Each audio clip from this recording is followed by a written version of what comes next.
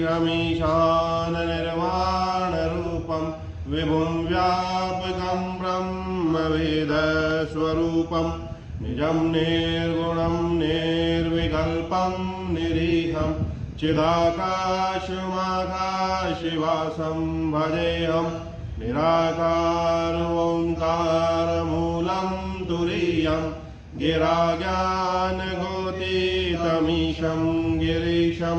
करालं महाकालकालं कृपालं गुणागारसंसारपारं नतोऽहं तुषाराद्रिसङ्काशगौरं गभीरं